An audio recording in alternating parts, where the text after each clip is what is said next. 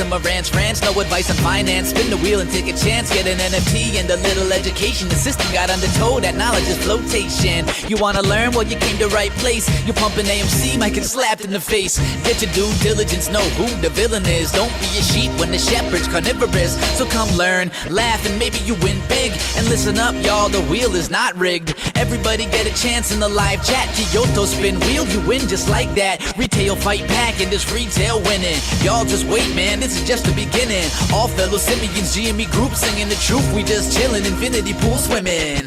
So welcome to my ranch, a lot of knowledge but no advice on finance. Don't even need pants, you can tune in naked like Henny the Mayo Man. Internet's most hated, don't wanna lose your money, then it's time for you to listen. If you're ignorant, invest in AMC or Superstition. The stream about ready, they told us to don't dance. I do what I want, welcome to my ranch, welcome to my ranch, welcome to my ranch, welcome to my ranch, welcome to my ranch, welcome to my ranch, welcome to my ridiculous. Welcome to my ranch, welcome to my ranch, ridiculous. Hey, Real Aqua, you're going to have the chance to talk to me tonight. Real Aqua in the chat coming in saying, welcome to all of the bag holders. Makes me laugh, Real Aqua. But I'm going to open up the bat line tonight. It's Saturday, Friday. It's Saturday in Japan. Sorry, I read up on Kyoto's updates, so apologize. I'm a day ahead. And who wouldn't want to be a day ahead? Tomorrow is the anniversary of John F. Kennedy getting assassinated. Today, like I told you when I wake up, today is Troy Aikman's birthday.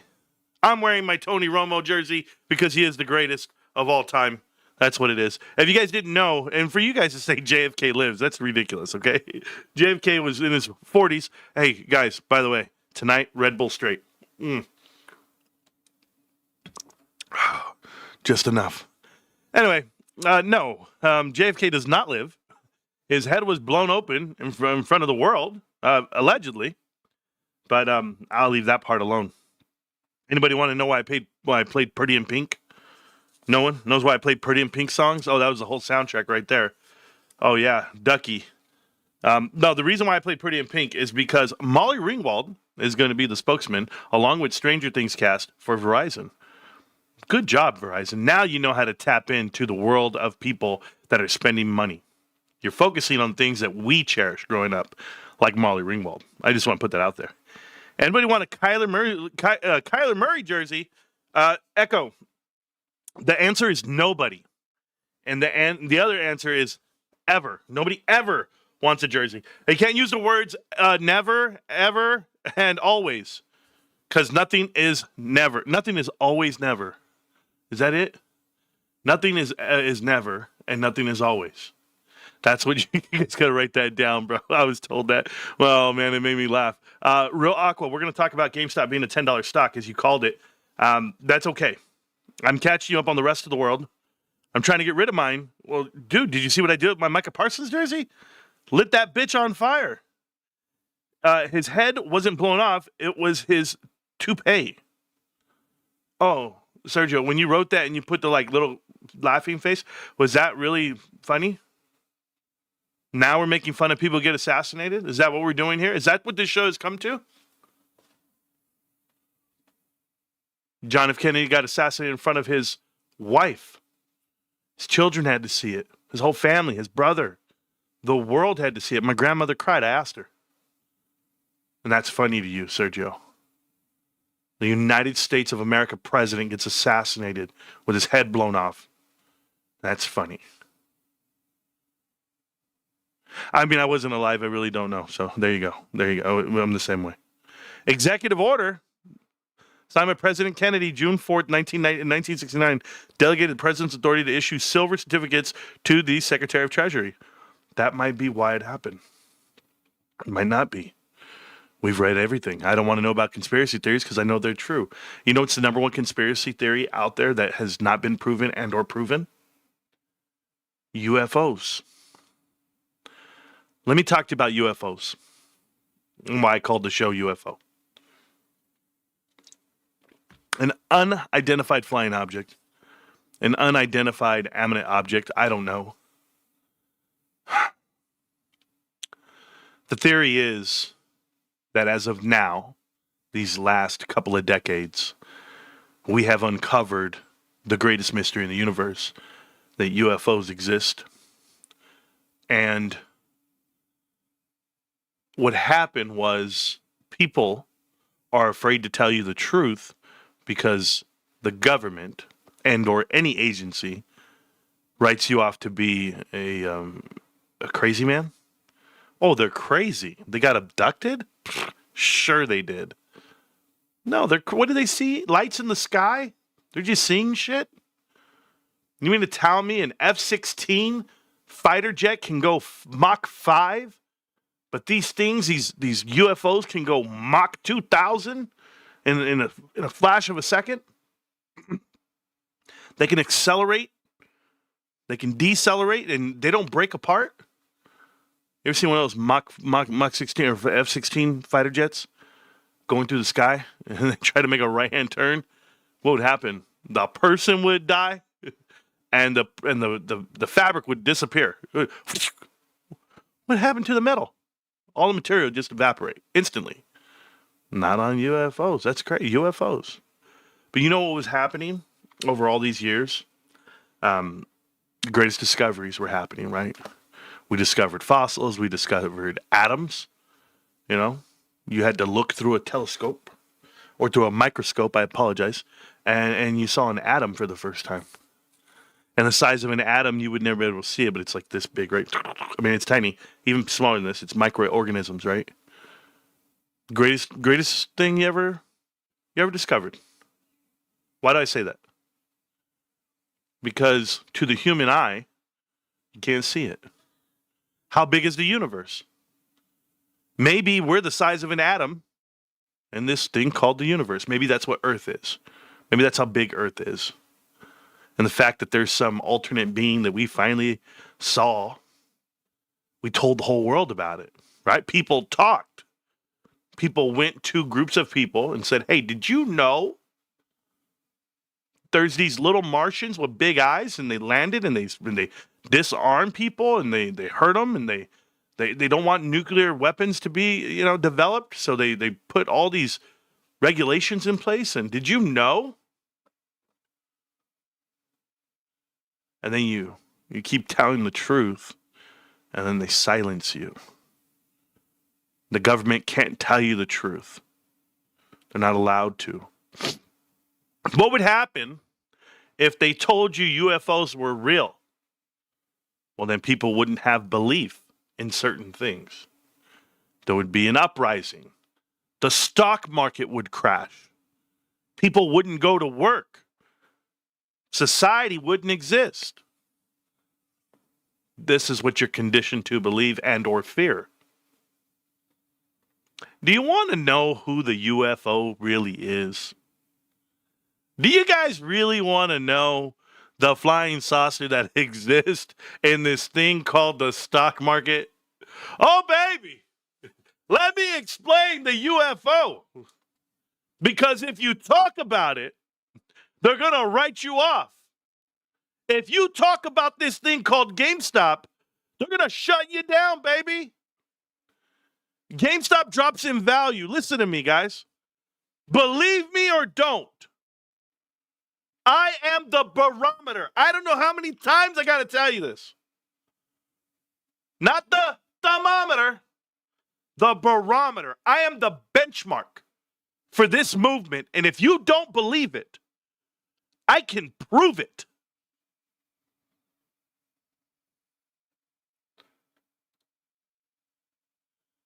Here is my social blade. GameStop goes down in price. I'm telling the world it's the best buy known to man. You are buying GameStop for less than its cash value. The market cap is less than its cash value. Let me do this for you too. Because I Googled this. I had to ask AI. AI is apparently the smartest thing on the planet. Went to AI and I asked a question. I said, are there any publicly traded companies that have more cash than their market cap? Here was the answer. It is very rare for a large publicly traded company to have more cash than its entire market cap. But it can happen, often with smaller or foreign companies. Historically, this has occasionally been the case for certain biotech or small cap stocks, or sometimes companies and those that are in financial services sector. Not the retail, not brick and mortar, not consumer goods, discretionary stocks. No, okay. For the vast majority of well-known companies, market cap is much higher than cash on hand. What? That can't be real, Marantz. Is that the truth? Okay, that is the truth. But why do I tell it to you? Because we go look at my channel, okay? The channel, I'm ranked in the top 2,000 podcasters in America. We have over 5 million views. You guys can see right here, 5 million views.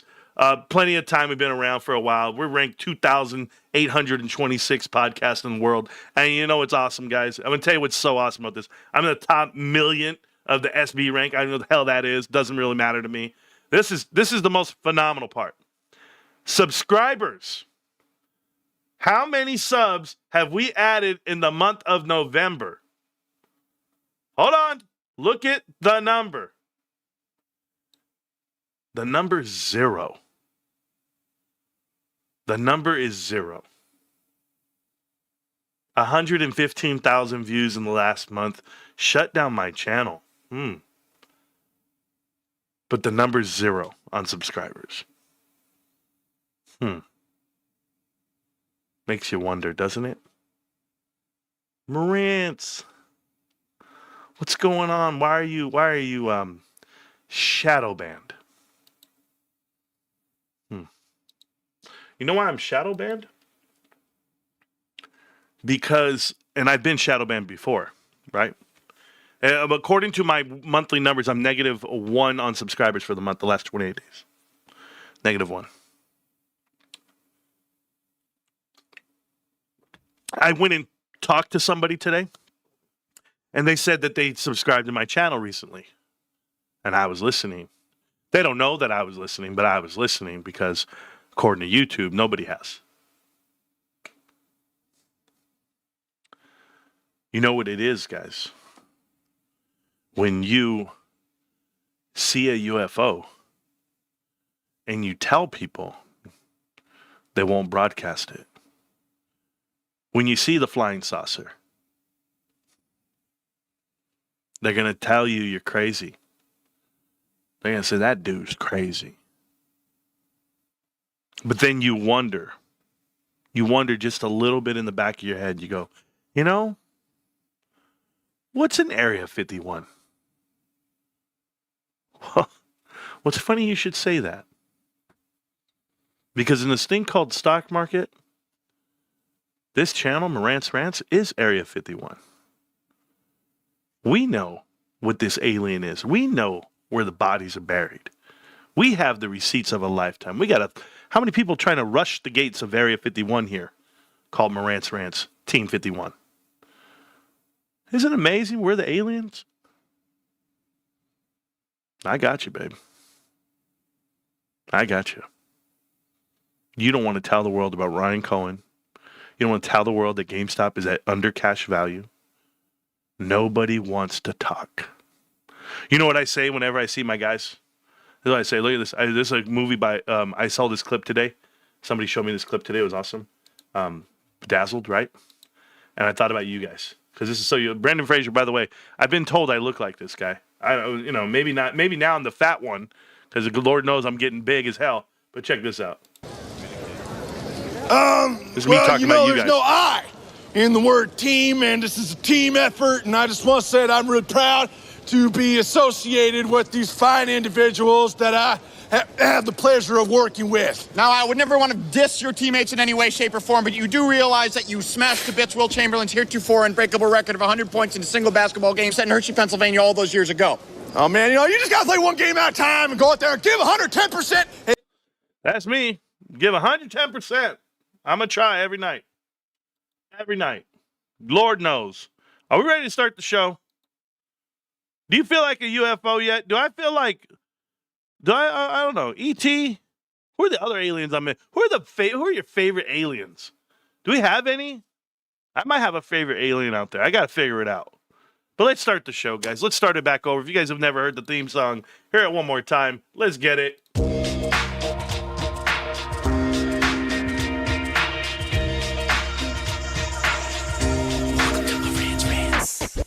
Welcome to my ranch. No advice on finance. Spin the wheel and take a chance. Get an NFT and a little education. The system got undertow. That knowledge is flotation. You wanna learn? Well, you came to right place. You're pumping AMC, might get slapped in the face. Get your due diligence. Know who the villain is. Don't be a sheep when the shepherd's carnivorous. So come learn, laugh, and maybe you win big. And listen up, y'all. The wheel is not rigged. Everybody get a chance in the live chat. Kyoto spin wheel, you win just like that. Retail fight back and this retail winning. Y'all just wait, man, this is just the beginning. All fellow simians, GME group singing the truth. We just chillin', infinity pool swimming.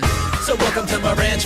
A lot of knowledge but no advice on finance. Don't even need pants, you can tune in naked like Henny the Mayo Man. Internet's most hated. Don't wanna lose your money, then it's time for you to listen. If you're ignorant, invest in AMC, a superstition. The stream about ready, they told us to don't dance. I do what I want. Welcome to my ranch. Welcome to my ranch. Welcome to my ranch. Welcome to my ranch.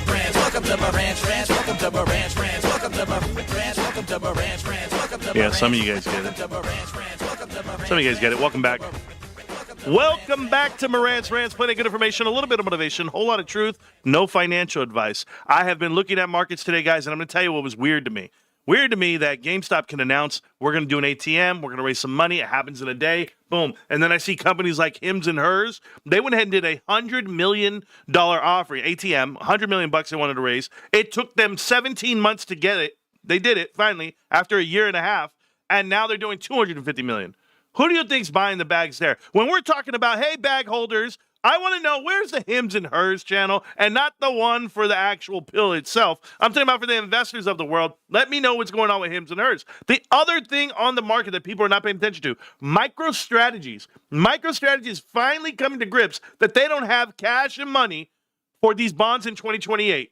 Tell me, Michael Seller, tell me what you plan on doing with all those bit things you call coins. Are you going to sell them? Are you going to get value from them? What's the value derived from? Is it actually fiat cash? Is fiat cash supposed to get replaced by Bitcoin? I'm trying to figure this part out. Now, I know some people were in the Discord today saying, I really wish Ryan Cohen would buy more Bitcoin at 80,000. I wish he would buy it at these prices or whatever it may be. I don't.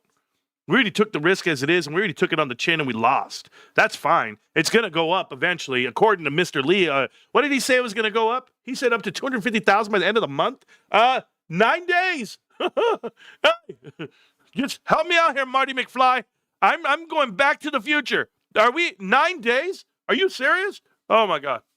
I hope we can get the I don't know, flux capacitor filled up with enough gas to go back in time, buy some more, and then do better. I don't need to. You know what I have? I have power packs, babe. I have Pokemon cards. I have video games. I have GameStop. And GameStop has over 19,000. Let me tell you the number. Okay, we're going to go over there. We're going to look at it right now. It is officially, here's the number right now. I just got it right now as we talk. 19,312. Oh my God. Great Scott. That's amazing. Isn't that amazing? 19,000 cards? Oh, babe. I'm not good at math. I'm not, but we churn through that quite often. We really do. I know we do because I've been looking at it for so long. I tell you what, I saw this company that's getting sued by M&M, and I was thinking to myself, I go, okay, Power Packs is the name of everything. Like Power Packs, if I open up a restaurant right now, I would call all my value meals Power Packs. I'd be like, Power Pack 1, Power Pack. It's the name that's being used the most. But can you believe there was a company out there that they called themselves Swim Shady? And Slim Shady's mad. He's mad. You don't own Shady, bro. You don't own everything, Eminem. What do you have, a rap battle? Bro, I already told you. Eminem's not even in the top 5 rappers of all time. Iggy Azalea puts bars on everybody. Oh, Lord, help me. What a great rapper. I'm so sorry. That's what I had to say about that. Are you guys paying attention to markets still? Oh, cool. Are we talking about Bitcoin? We're talking about GameStop. We're going to look at the charts right now. We're going to see what's falling to the ground. But what I'm going to do, I should say, not gonna, may I please have some more? I don't know. Live show chat. Here we go. Create an invite.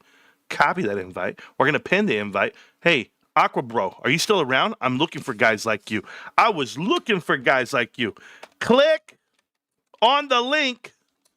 Tell me what you think. There it is, bro. And I'm going to pin it to the top of the chat right now, guys. First, I also want to thank all of the supporters of the show. You guys know who you are. I am happy to be live tonight. It has been far and too few for me to be live with you. But I'm so happy that we are committed to all things GameStop. Always in always. Remember that. Let me see. What was I going to do? I have to. There it is. I got it. I was like, where the hell is it, bros?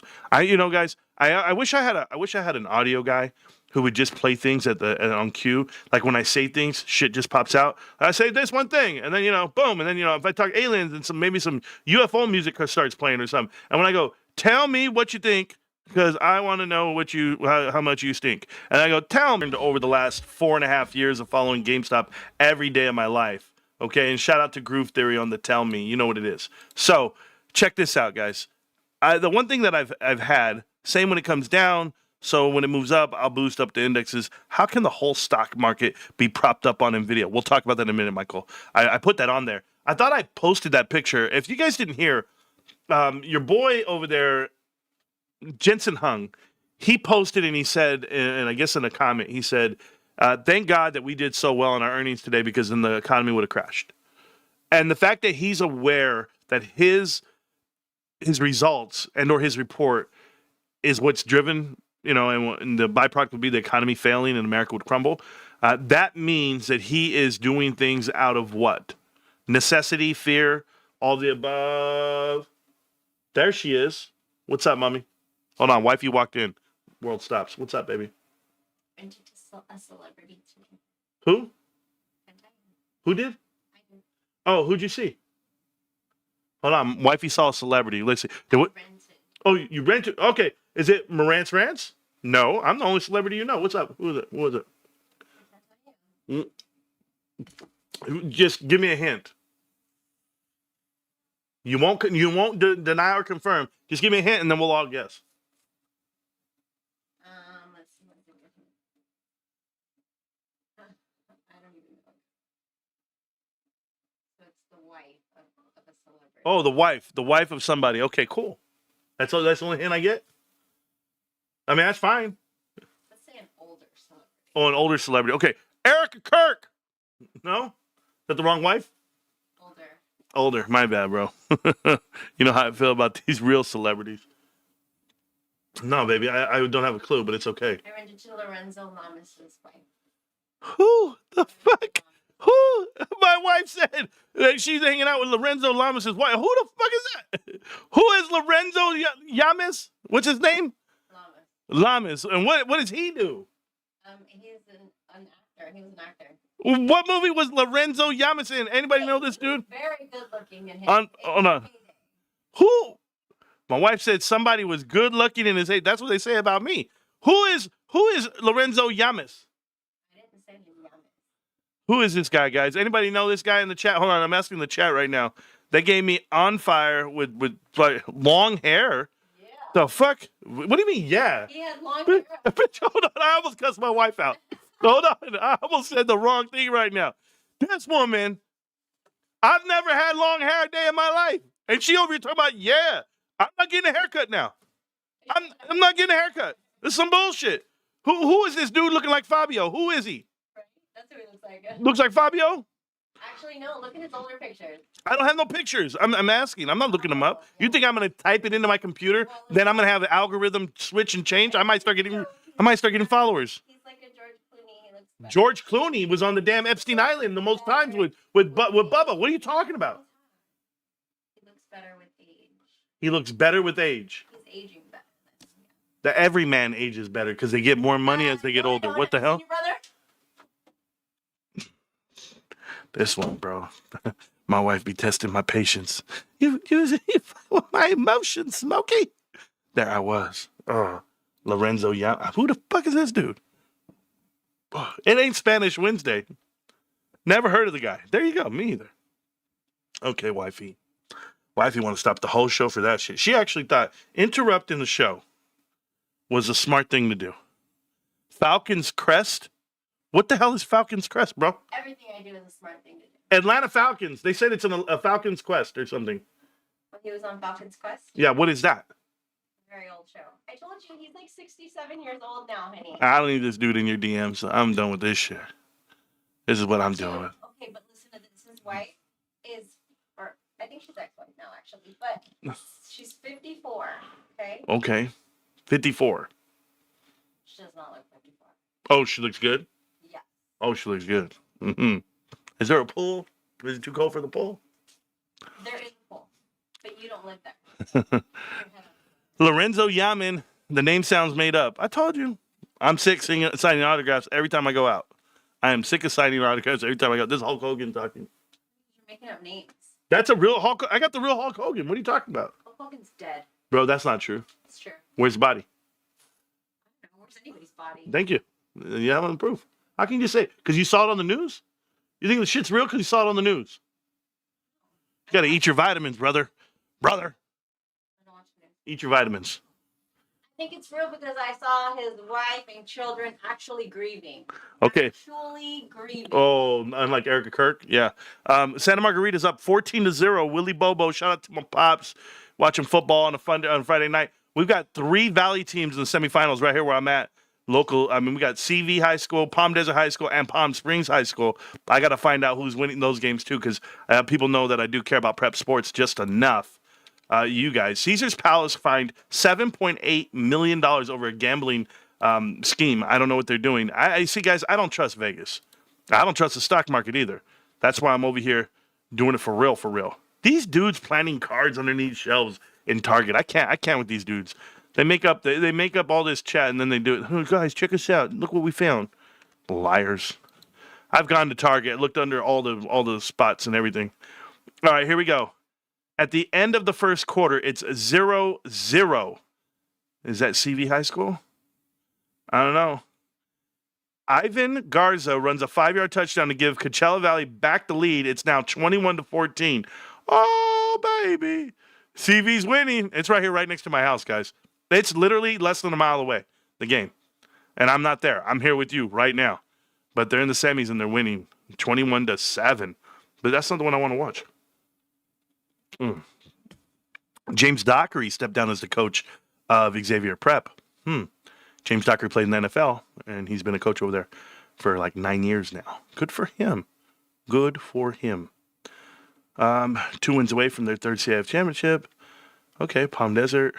So, yeah, so all the games are going on tonight right now. So I'll find out the totals when we're going. Sorry, guys. I know I got derailed there. My wife, she what time tomorrow?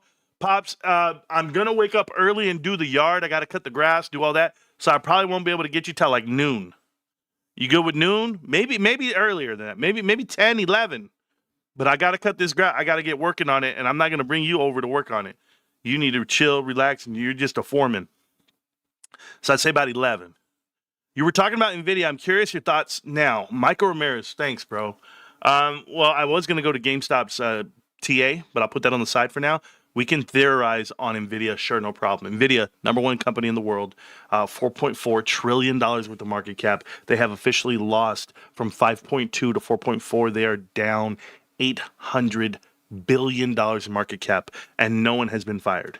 No one has been on the stake. You don't see anyone having a revolt the pickets, and no one's on the sidewalks. Well, Wall Street must vanish, and SEC, and no, none of that. No Occupy Wall Street. Okay, check this out, guys. You guys remember Palantir, the famous company from like last week? Do you guys remember that? Alex Karp came onto the scene and pissed off at Michael Burry for shorting his stock. He goes, "Do not short this stock. It's a stupid thing to do." You guys remember this? Am I the only one? Okay, the CEO of Palantir he sells or sold, I can say it however we want to say it. Yeah, Palantir. So you remember him? Check it out. He just sold $100 million worth of stock. Yet he tells Michael Burry, don't short it. He tells everybody, keep buying it, and they're the future of everything. Yet he is pocketing, he's worth over $1 billion already. And all they're doing is selling off the stock off the back of shareholders. They're trading at a 500 PE ratio. 500 PE ratio. For those of you that live in never land, to earn back the price of the current shares today, Palantir would have to be in business at the level of $1.1 billion that they make annually. They would have to do that for 500 years to get back the value of the stock that you are buying today. What in the hell are you guys doing? The year is 1600 BC, before COVID. I mean, what in the world are you guys thinking? Buying this shit.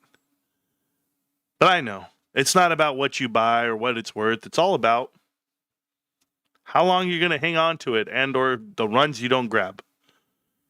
Hey, Team 51, I finally joined the live early. Hi from Singapore. Thank you from Singapore. I know we got crew everywhere across the world. This is an international show. Over 5 million views on YouTube. Feeling great about it. Over 50 million followers on TikTok, GameStop, or YouTube, Twitter, everything. Guys, throughout all the years, we've had so many followers and so many people watch. And I just tell you, I'm very thankful for every single one of you. Now, somebody wanted an update on the book. I'm on page 19. What do I mean by page 19? The book's already written. I'm just reformatting everything we do. But there is an angel out here in this world, and his name is Trove. Trove has his own YouTube channel. You should check it out. I think he has over 100 viewers now. 200 subscribers, maybe. He's getting up there. And Trove is working on the audio book for the book. So I have the original. I have the original books. These are the first editions. Different name. Don't hate the player. We changed the name. We changed all the formatting. And I had to go in here and rewrite some stuff that I didn't like, but this is the bulk of the book is here. I mean, you could get the gist of it all here. And it would be like this chapter 10, AMC Entertainment, The Harvest. Retail money didn't save AMC. It was repurposed, and it was repurposed into a harvest field. So there you go. See, there's a misprint right there. Listen up, because this one's going to sting for a lot of people. This one's going to sting for a lot of people. Ooh. When AMC stock squeezed alongside GameStop January 21, millions of retail investors thought they were part of something special. They bought shares. Oh, yeah, so this explains everything. This thing's awesome, guys. Debt swaps, the consistent dilution strategy, the Apollo career path, the apes tweets, the psychological warfare. AMC is still debt-laden. Is that it? Yeah. The compression, the comparison, AMC's likely endgame, the whole thing. That's a whole chapter there. There's Carvana, the death spiral. There's a good chapter there. I mean, there's Carvana, there's Milan Automotive. Mullins. There's just so much going on in this book that you guys would have to see. It's called The Corporate Graveyard. The list goes on and on for the corporate graveyard, stretching coast to coast. You've seen the detailed case studies now, Bed Bath & Beyond, executed via Sue Gove and Holly Etlin, AMC being harvested by Adam Aaron, Carvana spiraling towards inevitable collapse with Apollo holding 90% of the bonds. Like, there's just a lot going on here. Toys R Us and the classic leverage buyout kill. The Eddie Lampart hustle from Sears. Radio Shack musical chairs. The slow liquidation. The scale. I mean, this is crazy, guys. This is an amazing book, by the way. Amazing book. And it'll tell you everything. So when can we get our hands on the physical book? Hulk Hogan. I am working feverishly to get the house ready for Thanksgiving. The book is on the backside of that. And then I'm working on some other stuff. You know, I'm personally and professionally, I am inundated with things all day long. And so I do not have the time. I do have the capacity, the bandwidth to do what I'm doing. I just don't have the time that I would like to do it in because my son is in high school. I'm living life with the wife, you know, making that all work out, getting the house ready.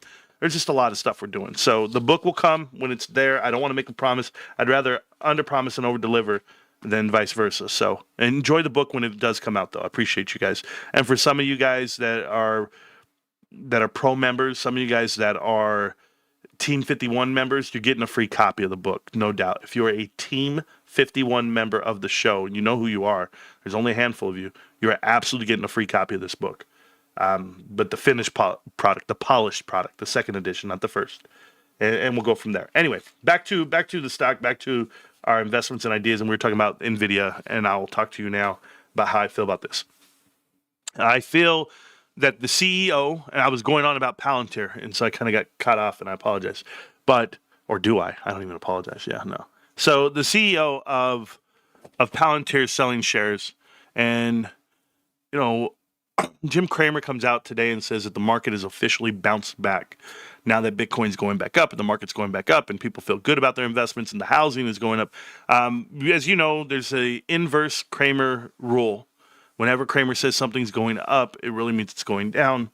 And people finally figure that out, that every time Jim Cramer comes in and starts pumping something, you do the complete opposite and you make money. It's called the inverse Cramer rule.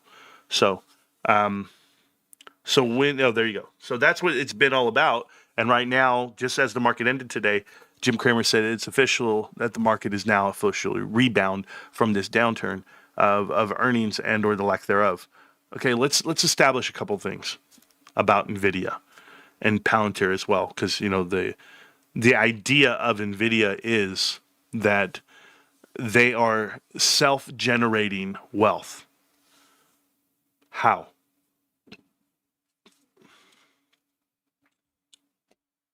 Not very good at these visuals, but hopefully this works. I got 3 cans here. This is NVIDIA.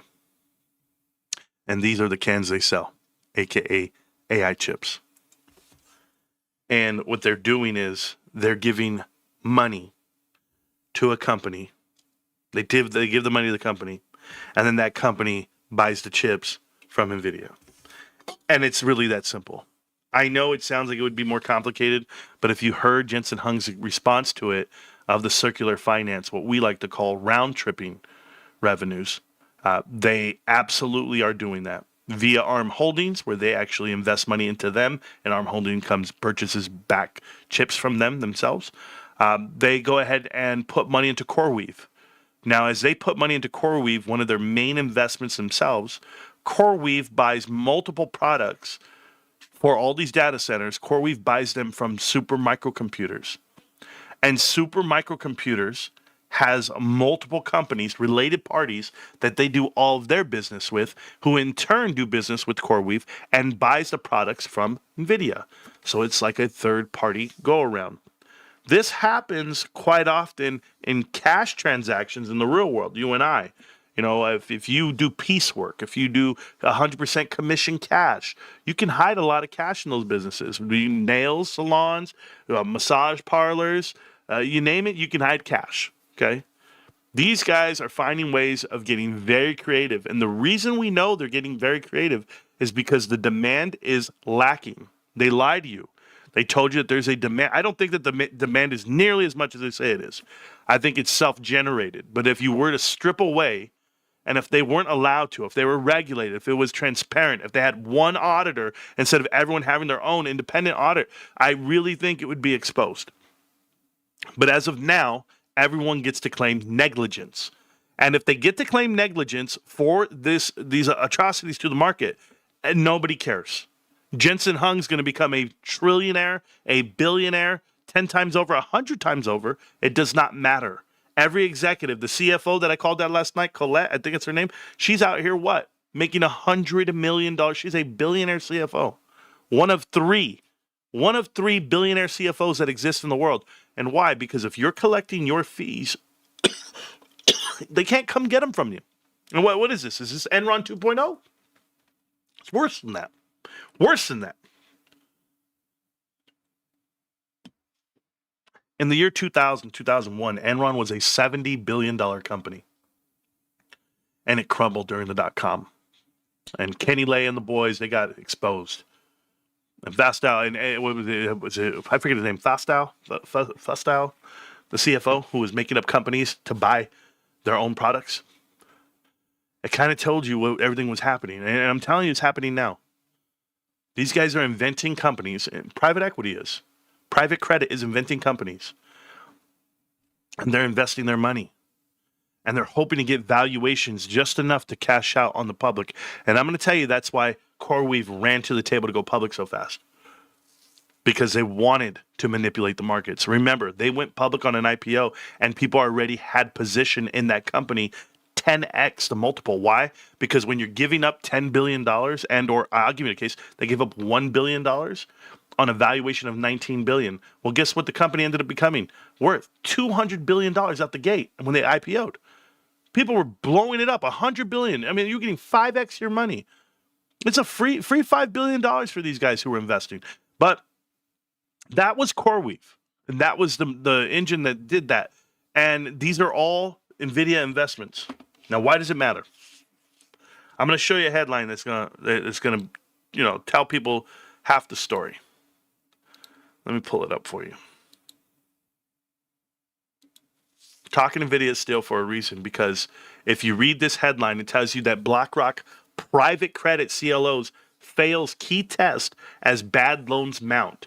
A BlackRock portfolio of private credit loans has performed poorly, prompting the money manager to waive some management fees. You see, they do these stress tests. They do liquidity tests. They want to go ahead and test out your collateral in case a catastrophic event happens. And if you can't pass that stress test, they got to go in, they got to fix it. In this case, that's what happened. The portfolio's value declined enough to breach an look at this. If you look at the collateralized test in October, which was, if you looked at it, and I'm going to read this really quick because I haven't read this, by a fee deferral that included cash from the deal's riskiest tranches. Isn't that crazy? Oh my God. The performance of portfolio raises questions about the outlook for the broader private credit markets, which we knew, which has shown signs of weakness, including the collapse of companies such as Tricolor Holdings and First Brands Group. Okay. This is awesome. This is awesome because I feel First Brands Group is the equivalent of what CoreWeave is. All right.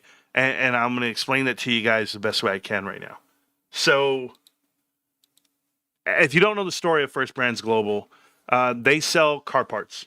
Okay. And from oil filters, air filters, whatever. Every car part you see that you can sell at O'Reilly's and at AutoZone and the rest of the boys. You know how I feel about automobile places like AutoZone and all them. If you don't know, they're owned by private equity. Every single one. O'Reilly, AutoZone, Penske Auto Parts, you name it. Everybody, Napa, everybody's owned by private equity. Okay, cool. I get that. Well, First Brands Global took out a loan on their inventory. They own inventory. That's an asset. And they get to use it as collateral for a loan. Okay?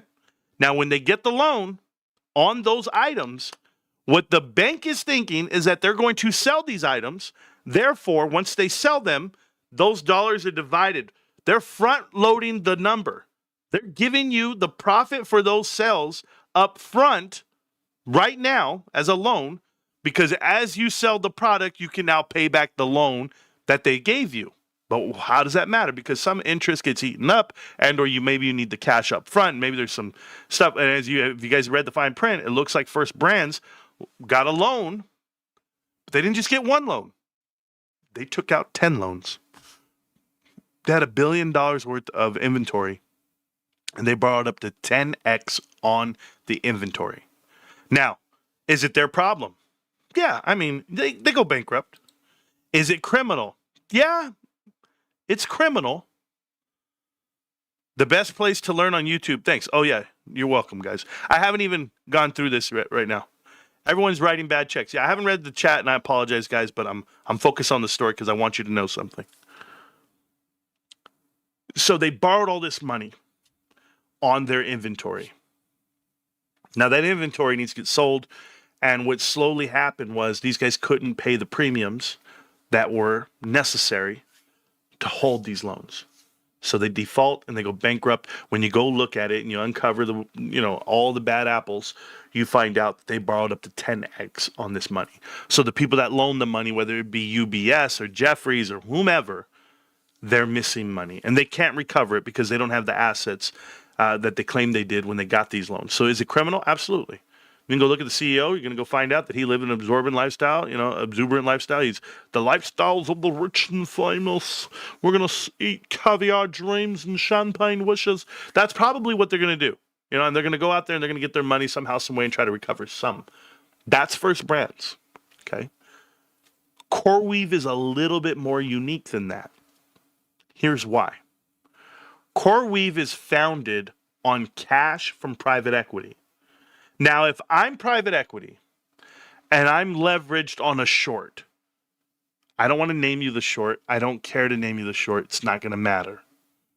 Just know, private equity puts deals into place. They put bets on the companies, and they exercise that stress on them to make them default. And if you can see, I know I've shown you, connect the dots. How many companies do you want me to show you? Whether it be Payless Shoe Store, Foot Locker, Bed Bath & Beyond, Big Lots, the list goes on and on. Linens and Things, Claire's, Pier 1 Imports, Tuesday Morning. What other stores do you want to see go bankrupt before you realize we're telling you the truth? Here's what I will tell you. Private equity puts bets on the companies to go bankrupt, and you would think they're going bankrupt, like GameStop, right? No, yeah, GameStop's going bankrupt. They got all their people in place. They didn't see Ryan Cohen coming. Ryan's going to beat them at their own game. You don't want to know what private equity tells Ryan Cohen? Good luck. Kind of like they kidnapped his daughter. And Ryan Cohen, he's Liam Neeson. He's telling him, I got a particular set of skills that makes me a nightmare for men like you. I can build an e-commerce platform out of thin air. I can recruit and I can motivate and I can inspire, and we can get this business going with $0. We don't have to use money on marketing. We don't have to use money on this and that. We get to stack the cash and watch it fly. Hi, that's GameStop. But let's get back to the story.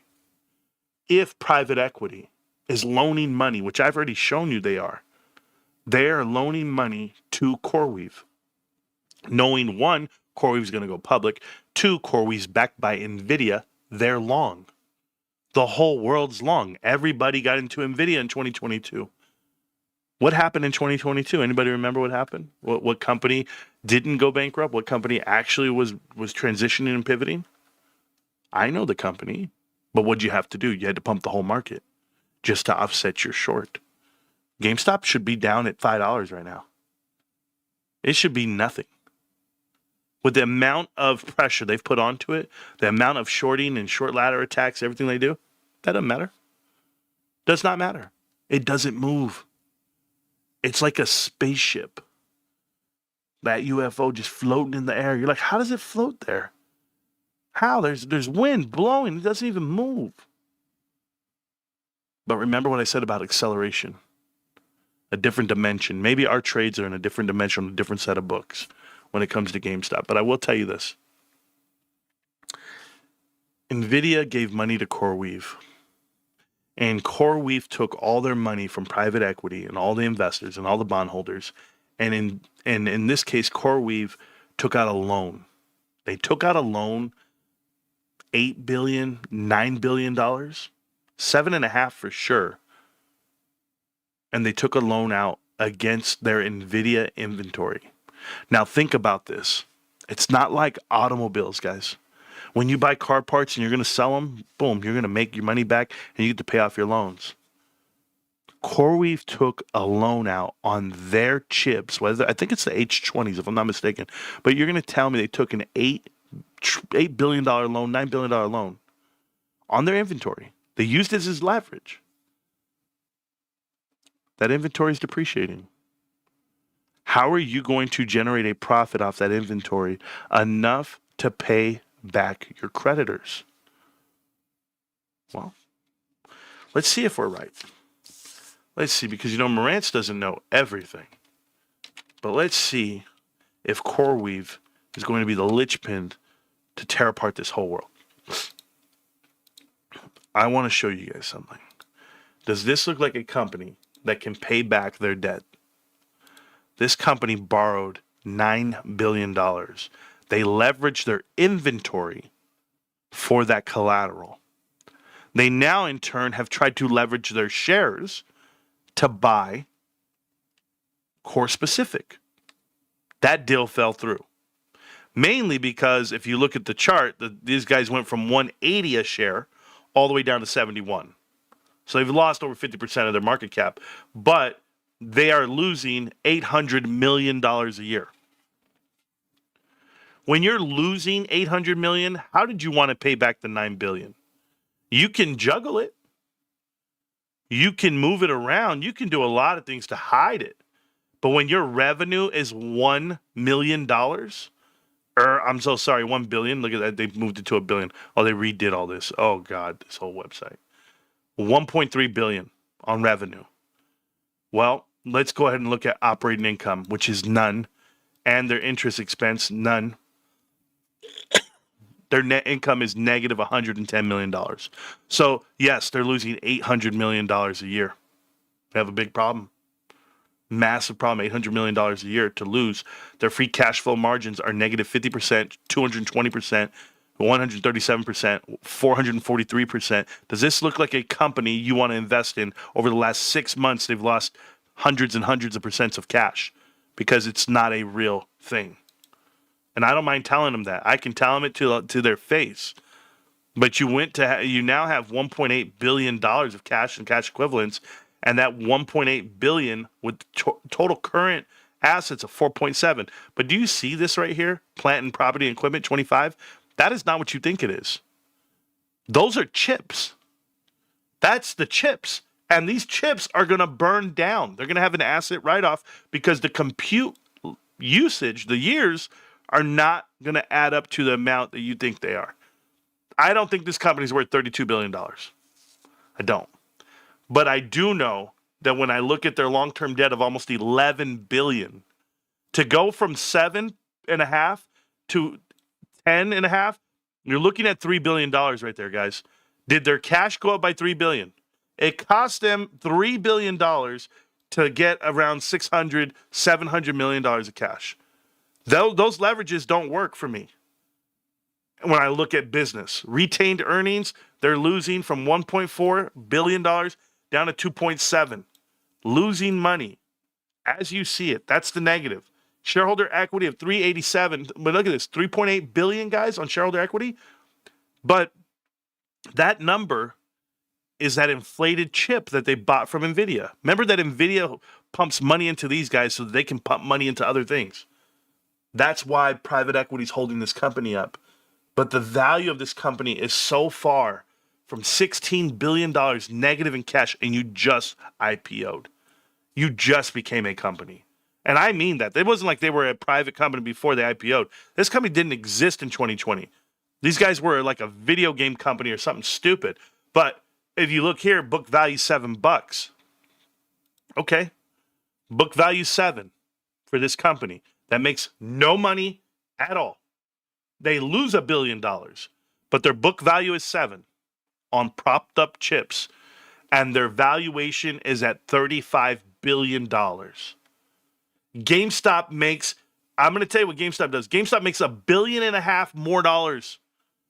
$1.5 billion basically, because they're already at almost $600 million after this next 2 quarters. GameStop is going to be making $500 million. These guys lose $1.3 billion. So they're $1.3 billion. I'll do fair math for you. GameStop does better by $1.3 billion on swing profit. GameStop has a market cap of 1/4, if not almost 1/5 of what this company's worth. Does that make sense? Makes sense to me. You're being propped up by NVIDIA, the number 1 company in the world, but NVIDIA is doing the same thing that everyone else is doing. They're going to have to explain to me who borrowed this money and who lent it out. You want to know why BlackRock's having stresses? You want to know why people are not allowing other companies to pull their money out? Because there's investments like this. The $35 billion worth of equity there, market cap on this company called CoreWeave, those people are dumb. They're going to lose every dollar. There's nothing there. It's fictitious at this point, for the lack of a better term. I don't want to, allegedly, and or to the best of my recollection. Hey, legalese, come get me. I'm telling you what it is, and that's NVIDIA. NVIDIA is invested in numerous companies that have faulty finances, who have been prone to delaying reports and or not having credible auditors or refusing to even have an audit. NVIDIA's invested into those companies. That's what AI is, guys. OpenAI. OpenAI is the biggest piece of shit company for the valuation they're given, but because it's a private company, nobody can really put their finger on anything. They don't have to, expose or depose, or I don't even know. They don't have to say anything. I tell you all this because I started the show talking about aliens, UFOs. I'm telling you right now, the government would shut down. Congress people would lose their jobs. The world would go crazy if you knew the truth about GameStop. And for those of us that are living in an alternate reality, those of us that can see that third dimension, those of us that have gotten abducted, those of us that participate in these experiences, those of us that have, I don't know, got rid of the wars. You're not aware of the war? It's on you. Am I the only one? I've had my whole world torn upside down, flipped upside down for the beliefs of the truth. And it didn't happen until I started talking private equity. True story. And I'm willing to die for it. I'm willing to die for the truth. Some people aren't. Some people don't have the integrity. Some people have a dollar, and some people can be bought and paid for. I'm living a different life. And I might not have all the dollars I deserve, and I might let other people take the space and run with it. I don't second guess it. I don't even ponder, what if I would have did a partnership with Bill Pulte? What if I would have combined forces with Ian Carroll? Where would I be right now? What if I would have took the job with Pepperwood Salt? What if? Well, what if I don't wake up tomorrow? Does anybody know the truth? I wrote a book. I live it. I stand by it.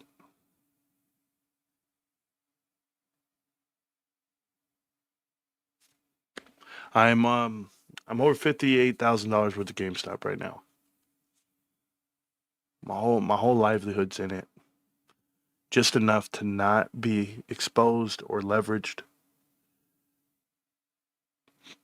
But I'll take a shot at the title. I'll take a shot at you people out there. You fake GameStop fans. You bullshit ass grifters. I'll take a shot at you. You don't live this life like me. Jeremy. Hi, Jeremy. Remember in your first live stream, you called me a grifter and a con man? And then you said that if I cared about my investment enough, I would invest more? All right, same thing to you, bro.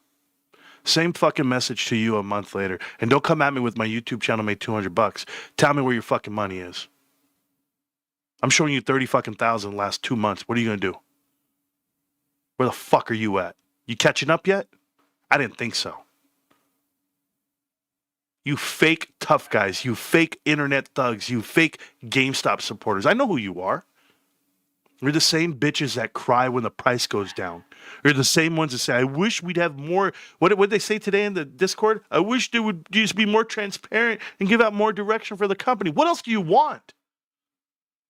They already told you they're going to go ahead and deploy the cash when it's time to deploy the cash. Other than that, make a good profit.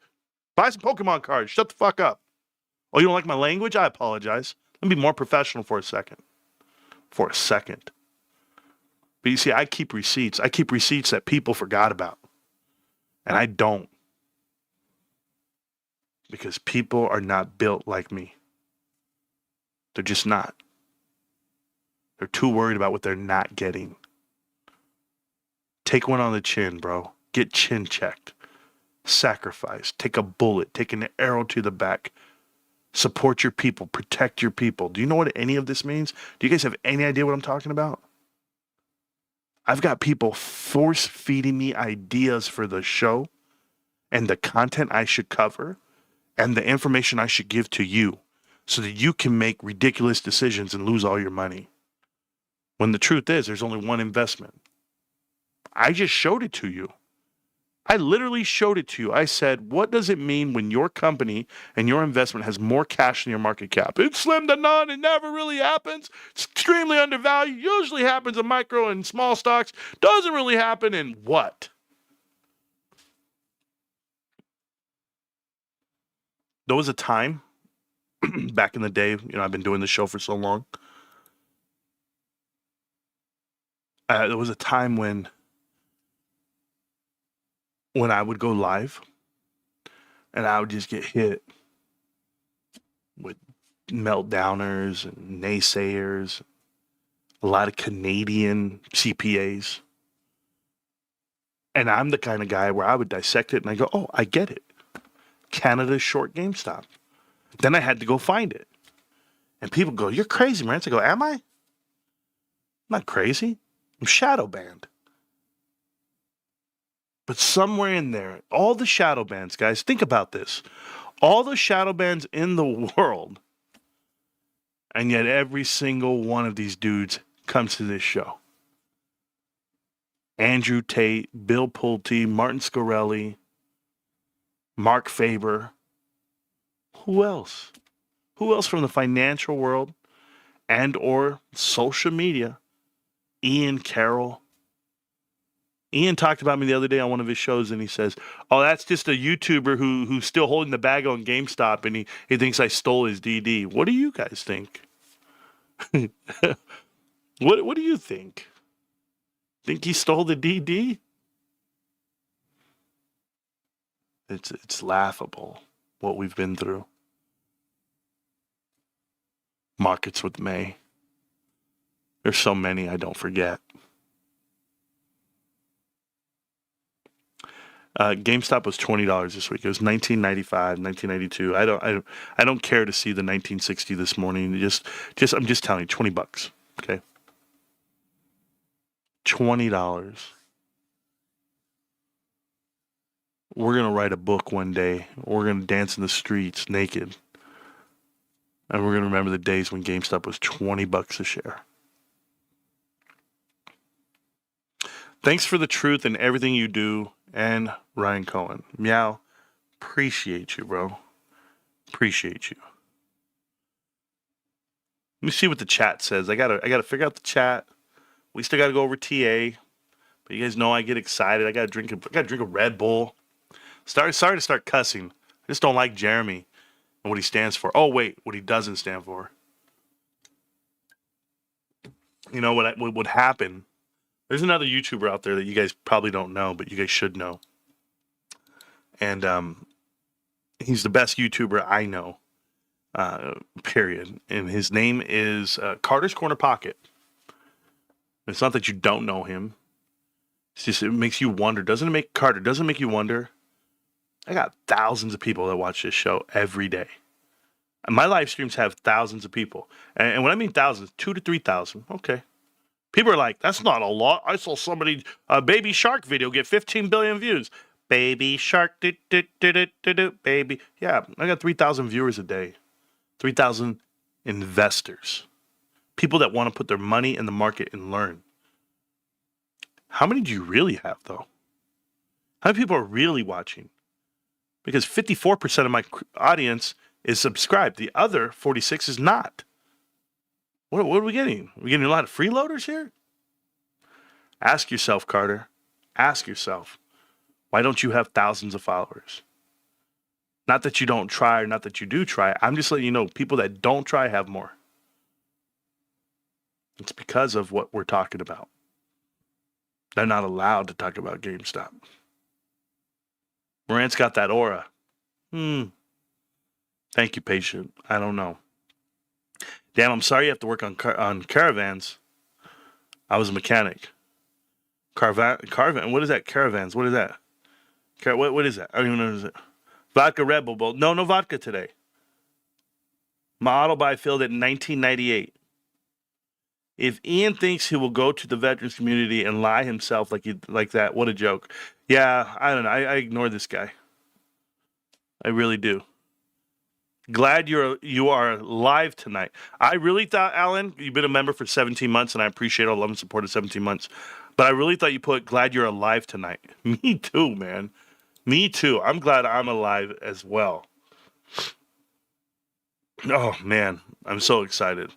I've got to do something really quick, a.k.a. take a piss. Okay. That's enough. This boy trying to lick me, bro.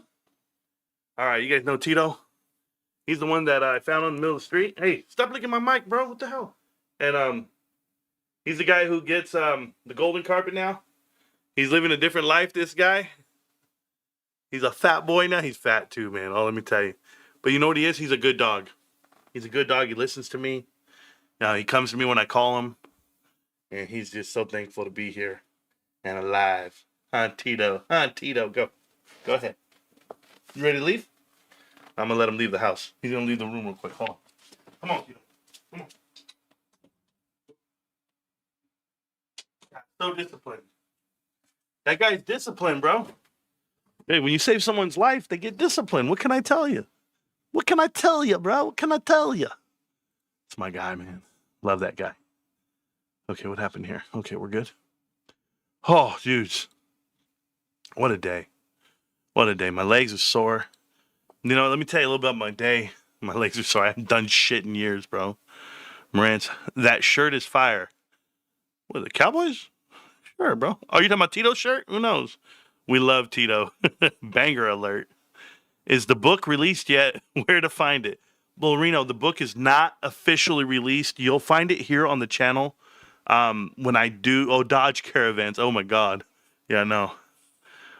Thank you. Thank you, guys. Shout out to Tito Garden the Fort. Thank you, El Kabong. El Kabong's the only guy that I know on this show that actually sent me dog treats for Tito. Bones and treats. Dog. Hey, and Tito eats them. Love you not so much. But Tito gets down with the bones, man. I'll tell you. So thank you so much for the shout out. My dogs are getting treated well by you guys. What can I say, man? I'm very appreciative. We're gonna talk GameStop for a minute. If you guys are you guys not familiar? Like, for those of you that have questions about GameStop or investing and or why we love the stock so much, yeah, the initial fight was power to the players, power to the creators, and power to the investors, right? GameStop. And that happened back in 2021. Markets got halted. Life is so much more than money. I can't be controlled by the dollar. Make you holler. Dollar. Told my wife, I said, man, I'll never let what happened to me at Costco ever happen to me again.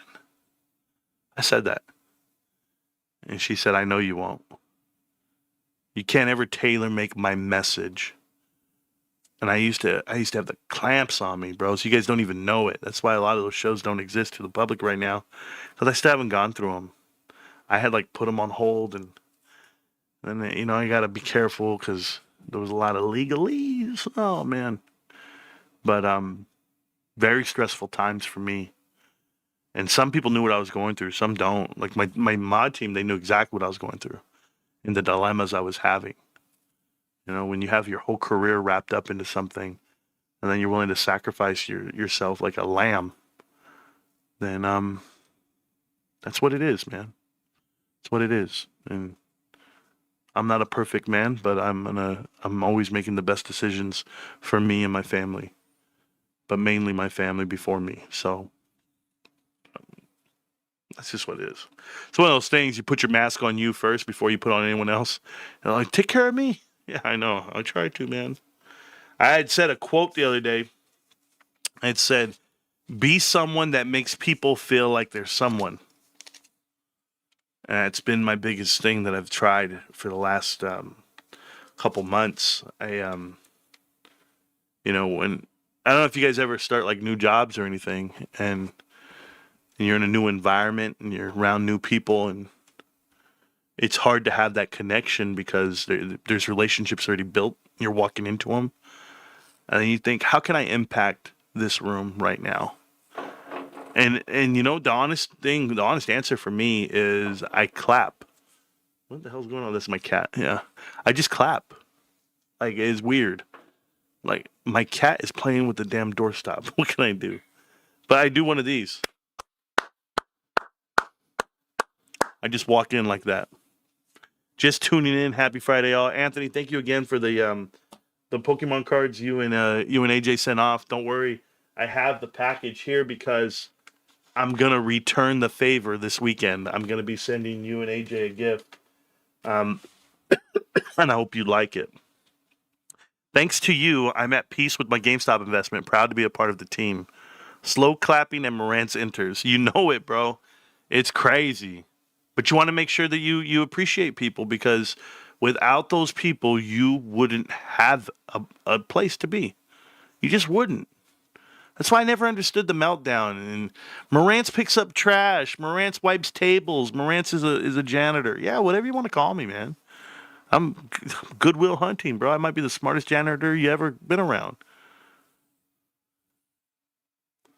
Speaking of, I was doing some business stuff, and I had my mind triggered, and I got to remember why I had it triggered. It was I was thinking about GameStop. I was doing some UFO investigations. I was like, UFOs? That's like GameStop. And I was like, wait a minute. I don't know if I'm allowed to say this stuff, so maybe I shouldn't say it this way. But you know me, I just speak my mind. Speak my mind all the time. Let me see if I have this here. If I have this, I had this list of something. I had this. I was doing something. I was doing a. Where the hell is the page at, bros? The page would be like right up front, wouldn't it? I was sitting down. I wrote down the timelines. I was trying to think of something. I said, okay, here we go. The reviews, no. Rainy days, nothing always. Yeah, nope. Right here. Oh, here we go. Okay. Yeah. Oh, there we go. To do, to call, weeks and notes. Nope. Yep. Got that. Oh, there we go. Boom, boom. Something you said right now in the chat made me start thinking, Alan. Alan, you don't know. And thank you for the super chat, by the way, Alan. I really appreciate you. But what you said was, you're at peace with your investment. You know what I am? I am driven by the D word, and it's not that D, Tony. Okay, Tony De Niro, not your D. It's discipline. It is so hard for some investors to have the discipline of not being triggered by the ebb and flow of markets, right? We've talked about this so many times. At peace with my GameStop position, I thought Jeremy was on our side. See, Black Wolf, that's the second time that you've mentioned him, and I didn't ask you to.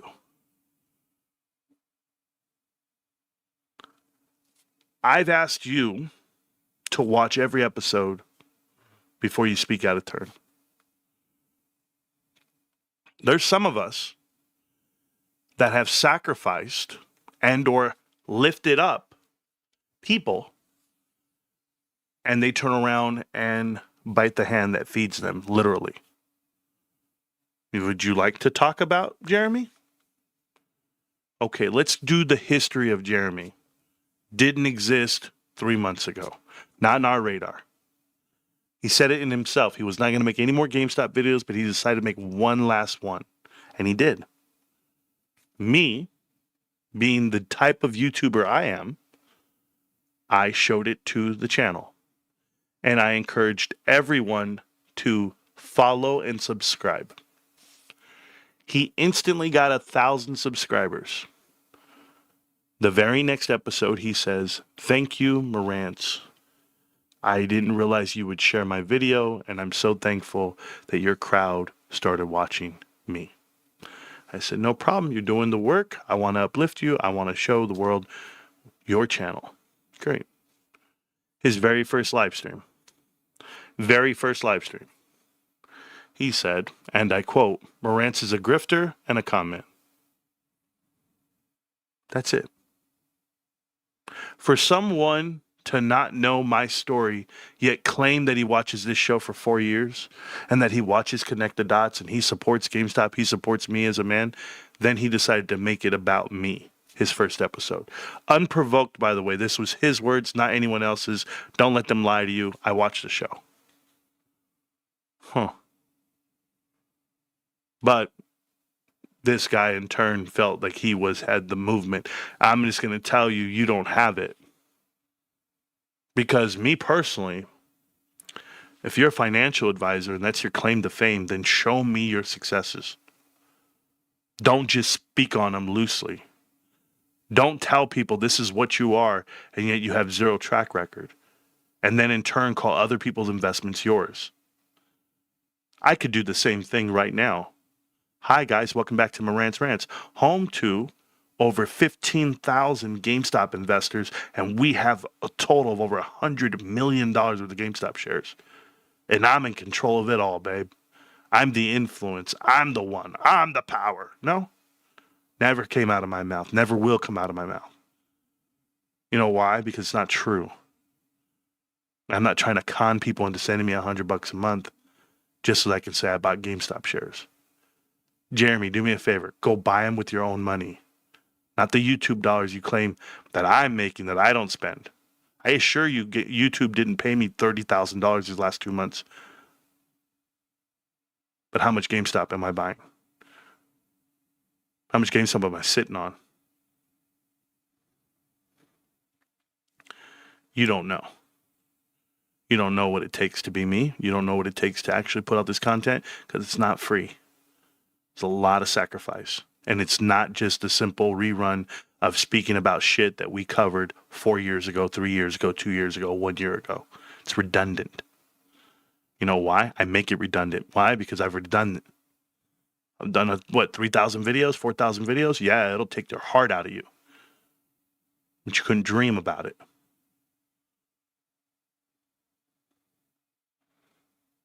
Yes, your messages can be seen. Absolutely. So if you're wondering why we don't speak to him or why it's not a friendly environment, it's for those reasons. The people that left this channel, the people that don't like me, they don't like my delivery, they watch them. Let them. I don't hang out with beta males. If you're a beta male in general, if you have no leadership, if you can't lead your family, you can't lead this investment, you can't stand on your own two toes, I'm not hanging out with you. Ever. We're not going to break bread. Never. Never, right? Never say never and always. Never, Jeremy. But hey, then, just so that we're clear, just so I can tell you the type of person he is. He backtracked on everything and says he doesn't want any problems. Certainly not with our crew or anyone that watches his show. I don't want to make this show about other people. It's just about GameStop. I'm so sorry, guys. Let's not concentrate on that. Fuck you. Stand on your own two toes. Say what you say and own that shit. Everybody else has, but you. You know what we think about dudes, beta males like you that sit on the fence? We don't. We don't think of you.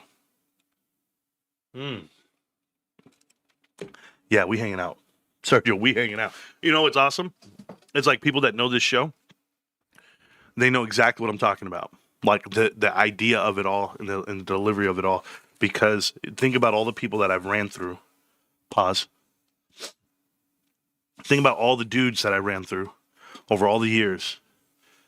And then somebody was like, texting me the other day and they were like, dude, we should just reminisce on all the times you've been right. And I was like, calm down.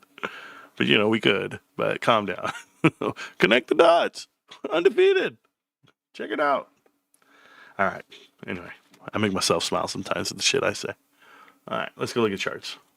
All right, guys, listen up. So I want to show you guys a pattern of something. So this is a peak to trough today, topped about 68 cents. Okay, and this is what's happened right now on Wall Street.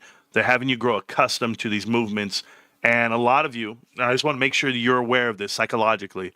A lot of you are rushing to get in at 1990, 1991, 92, 93, 94, 95, 96, 99. I bought them under $20. So, I bought it at $20.63. Damn it, I bought the peak. Oh, did you? You see, you're looking at today and you're thinking top to bottom, I'm missing out. I bought the top and I didn't buy the bottom. Guys, stop this shit. Stop stressing your pockets, your life, and stop watching pennies. That's exactly what they want you to do. They want you to grow accustomed to these swings so that you feel a certain way. As if you're losing because you bought in at $20.63 and you missed out on the 1996 low. Like, no, that's not it, guys. Oh man, it went to 26.3. It's back down to 19. Finished off at $20.14. Oh, you lost. No, not losing anything. You're at the bottom, guys. We're at the very ground, and you have to ask yourself, if the stock were to go to $35 tomorrow, how many people other than Tony De Niro are selling? All of them. All these people are going to sell because, oh my God, it just went from 20 to 35. I just did a 65, 70% run. 75% is what you're looking for? Good. Go get it. Here. The daily. Minute chart. 5-minute chart. What does it look like? Nothing. 30-minute chart. What does a 30-minute chart look like? Nothing. 1 hour. What does that look like? The 1 hour chart looks like this. And if you were to go back all the way back here to 10/28 a month ago, you're looking at $23 versus the 20 that it is today. Took you a month to go down $3. The daily chart. Look at the daily, guys. You had this. Remember what I told you about this? We had this golden cross right here. Golden cross, and we popped all the way up to the top. Boom. Now we had a death cross. Death cross pushed us down. We had this fake out, like it was like, hey, we're going to go. And boom, buried to the ground. Why do I show you that? This is a daily chart. Okay. You were going to cross, but then it kept falling. Didn't hold the trend line. I've seen it before. Right here. Okay, guys? Death cross. Golden cross. We're picking up only to fall down and never recover. We think we're about to close the gap. We're about to go back up. We just had this run. We're going back up. Look at it. Look at it. It didn't happen, and we fell beyond the level of reality. We're trading at 2 times book at this point. Okay, good. You had the cross. You then had the dump. We thought we were going to get back up. And what happened? It turned on us, and now we're dropping below. Good. Good. Because that same movement's happening here. It turned on us. We thought we were getting close, and then it dumped below. All to do what? Rockets. All the way to 65, which would be 300% from right now. 200 something percent to be official. So go ahead and take your money, whatever your market cap is, whatever you currently have in the stock, whatever you currently have right now. Do the math. You're going to go up 3x? Well, let me show you what happened to the stock here. It went from $10, it went up 6x. In the pre-market, it went all the way up to 7x. Let's go 6. We're at $20. We're at $20. And now the next bounce out of here is going to be 6x from what it was. Do you guys remember what 6x was? Let's go to the weekly here. 6x, because right here was 6x. And 6x actually had you touch the top of the Dorito. It said, you're not going past this level here. Hit it and come back down.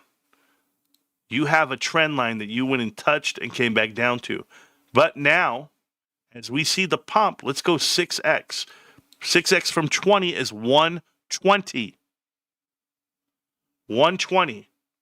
Anybody know where 120 is? Here, I'll show you. 120. Let's go here. Let's go here on the line. And let's go to settings and let's change. Let's go 120. Done. Purple line, guys. Purple line. So we're going to go up 6x from here. Cool. What do you think 6x looks like? From the bounce, and it's going to go to 120. Anybody see it? That is your previous resistance. Previous resistance. So we can go touch it again, and now we're playing in a new world up in here. Whole new world, because you'll get a cup. You'll finish out your cup.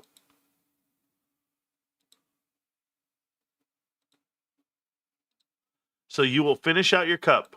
Here. We'll finish out the cup. Touch the top. Go sideways your handle. And then we get to break up and out of here. So the stock looks like it's going to do this movement. This is what it looks like it's going to do. Now, that being said, previously, you had this same type right here. This happened here once before, okay? Let me elongate it so you guys can see it happen in real time. You saw a stock break out, touch the top from $4 to 10, whatever it may be, 2.5 times. Great. Jump all the way down, get pushed out sideways, go lateral for 3 years from 2008, 2009, 2008 right here, all the way to 2012. 4 years. Now we break out. Now, when you break out from $2 to 10, that's a 5x run. From 2 to 10, 5x run. Look at your golden cross and your death cross. This is a death cross. We go bottom. They get close. They get close again. Then what happens? They run away from each other. Why do they run away? They run away because the stock falls below reality. Right there, below reality. So now we have to find the bottom, the true bottom. Once you do, rockets. 2 to 10. Do you think that made Wall Street? Do you think that made anywhere in the news that it went up 500% from that run of 2012 to 2013? Simple run. Week, boom. Now we gut this company. We sprang it up. It hit the top. This is their cup. Pay attention. Pay attention, America. Back then, this was your cup. This is your cup. Boom. Now, you have a handle. And instead of breaking up, it got broke down because they started killing the company.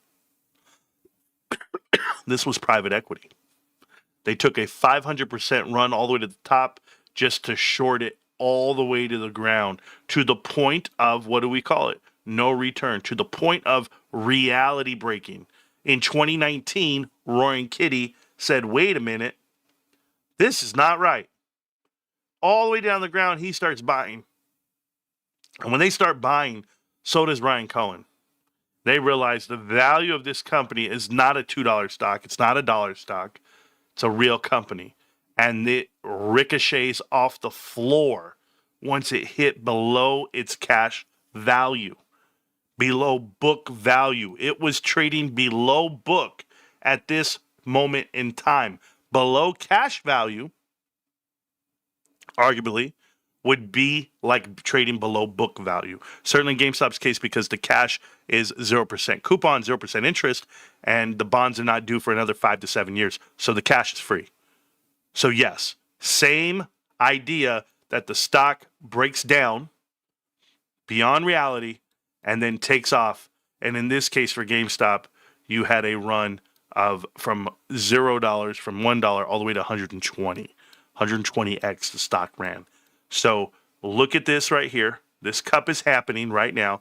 This breakdown was the break beyond reality right here. This little one here. This little break from here. That little break triggered a 6x run. Okay? This massive break here.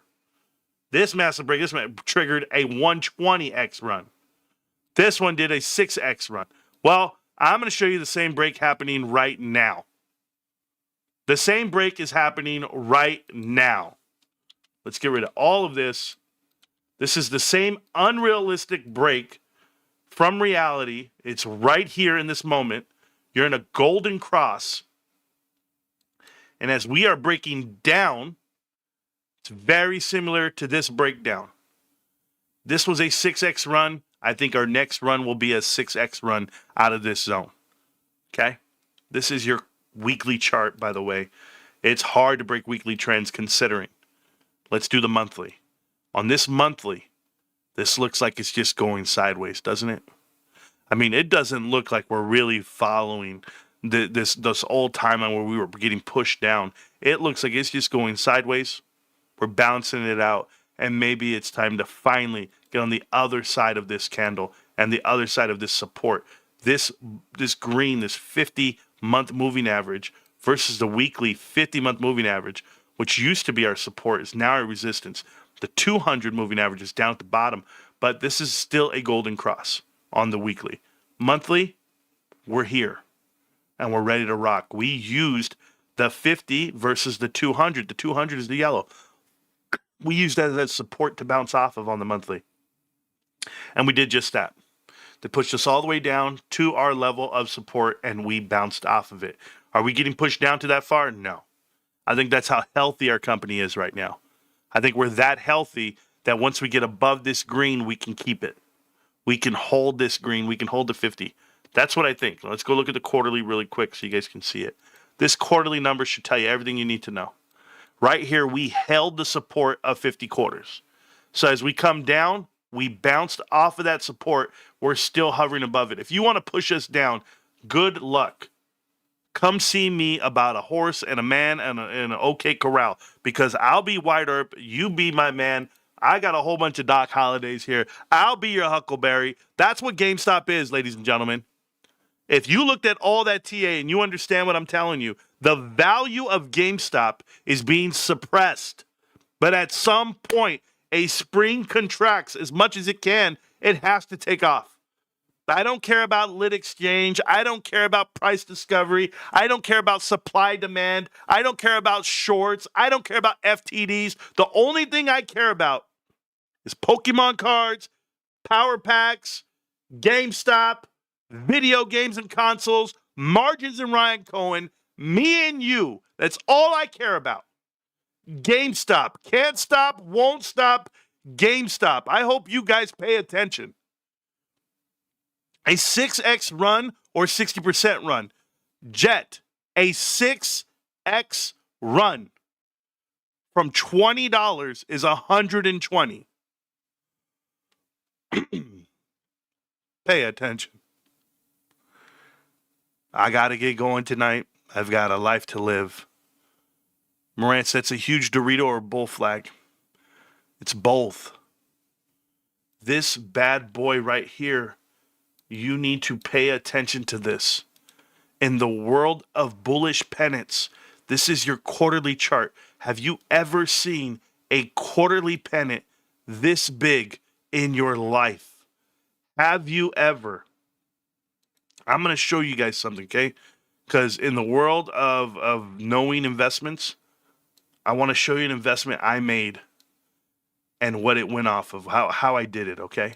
Some of you guys know how I did it. This is a quarterly, that's a pennant right there. It's a bullish pennant. And if you don't know what that means, bullish pennant-wise, guys, higher lows getting pushed up, okay? A rising tide, all boats rise. Lower highs means people are selling off the top. You're losing all those guys at the top, all those guys who took their profits and ran, and you're finding more people at the bottom pushing it up. And as they push it up, the bottom compresses, the top compresses, and eventually capitulation, right? They cross. And when they cross, the momentum of the support, all those people at the bottom, they break through that resistance. And once they break through, it's over, babe. It's over, because now people play catch up. Now everyone's trying to catch the stock as it's going up. And right now, I'm showing you, we're almost there. We're a quarter or two away. We're 6 months away, guys. Because we're here right now with earnings, that's fine. I'm telling you, we're 6 months away. Somewhere in this window, we're going to fuck around and find out. We're going to go see $120 a share. And just so that we're clear, a guy like me, $120 a share, you mean to tell me I have $300,000 on this investment? Yeah. I'm going to have $300,000. Do you know what I'm going to have to do? I have to go talk to my wife and go, hey, babe, that car you wanted, we can't do it. Because this $300,000 is only going to go up for me. I'm going to make $1 million off this investment. $1 million off the investment that I made. Because I had conviction. I had it. I had the intestinal fortitude to see it through. Some people are fair weather. Some people, they get manipulated or persuaded. But that market cap is $9 billion, guys. I'm showing you a company that has $9.2 billion in cash in Bitcoin. They have another set of $1.9 billion in warrants. And not to mention the cash the company's generated over these last 2 quarters, considering power packs, PSA graded cards, the Switch 2, Christmas. I mean, I can go on and on, but their execution is phenomenal. And revenues are increasing, even though their stores are decreasing. That's a recipe for success. We're the only people in the world that know about it. No one else knows. Nobody knows GameStop has a book value of $11.56. And it should have a whole lot more. It should have a whole lot more.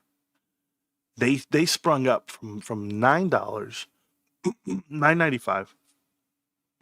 It went all the way to 65, 70, 80, almost.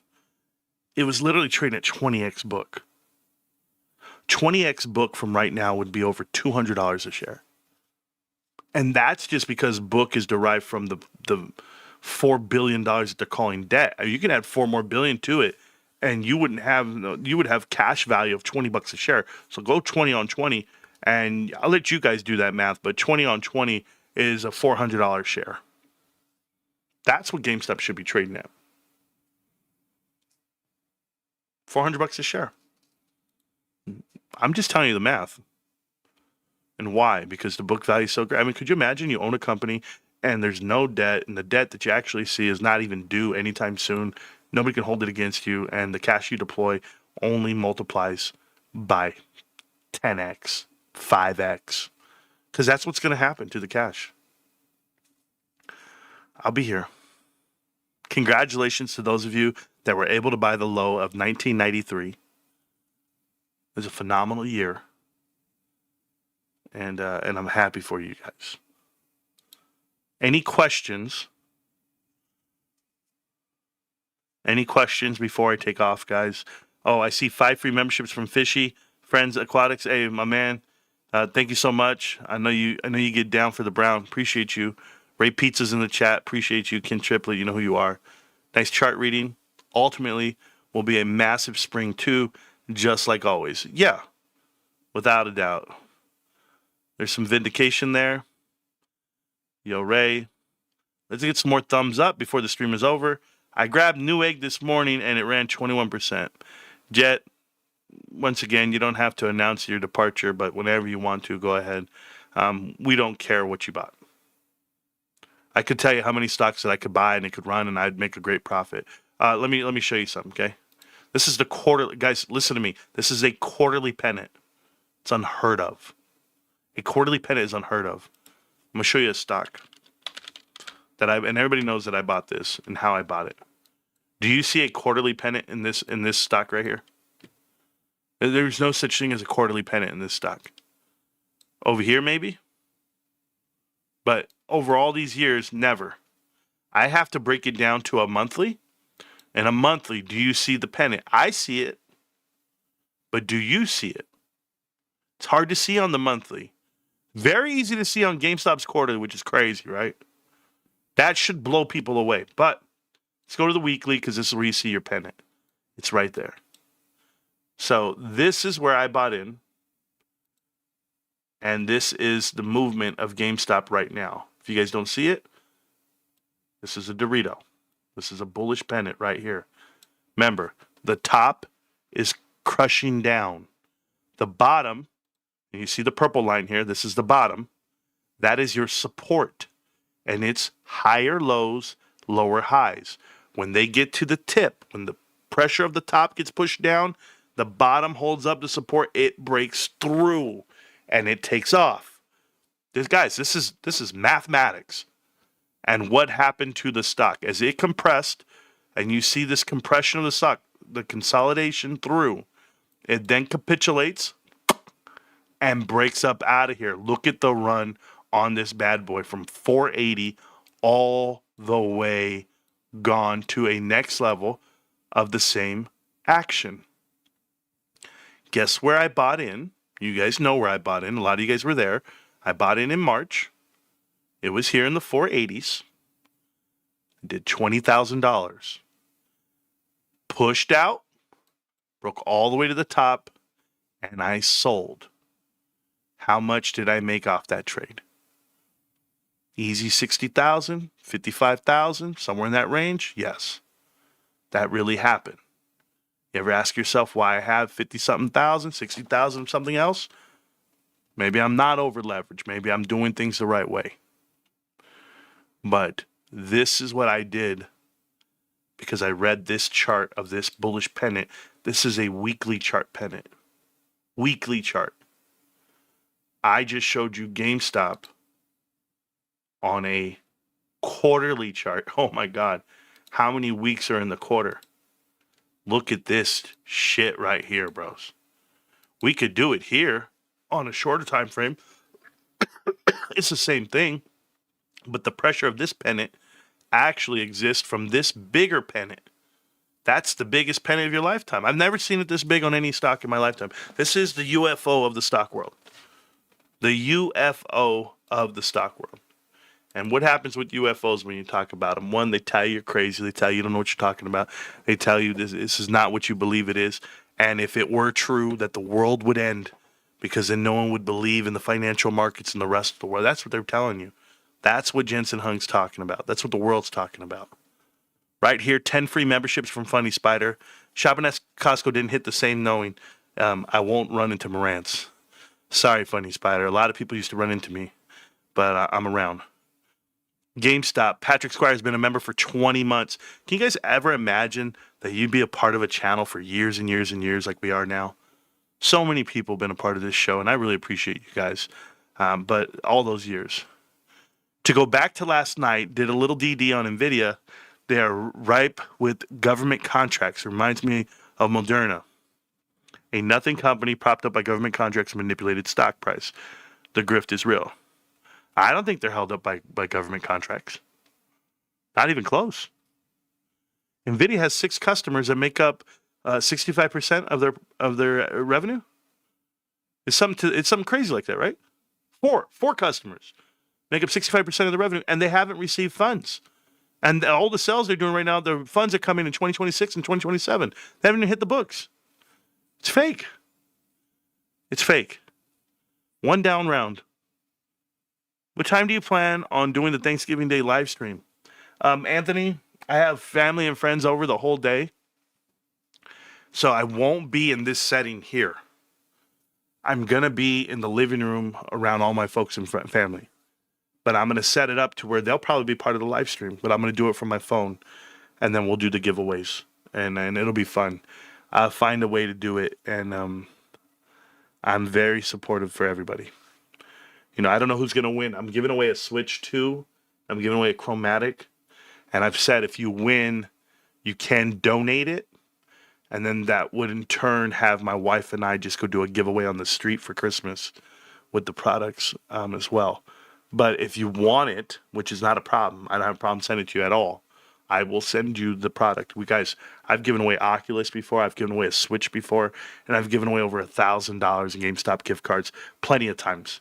Like I don't even know. We give away thousands of dollars. And then, of course, I'm probably giving away $5,000 worth of PSA Grady cards over the last year. Maybe 5 to 10,000 in that range. So we're not going to stop doing that. We're going to keep giving away stuff. So thank you guys. About 5K at 23 a few weeks ago, but still 5K more next week. Yeah, do your best, man. Yeah, Anthony, I just don't know the time. I would tell you probably a good time would be during the Cowboy game. But I got to find out how to do the wheel at the same time. But I'm sure I'll figure everything out. Wow, that's crazy how similar they are. Sure. This guy says, Doxy about to run.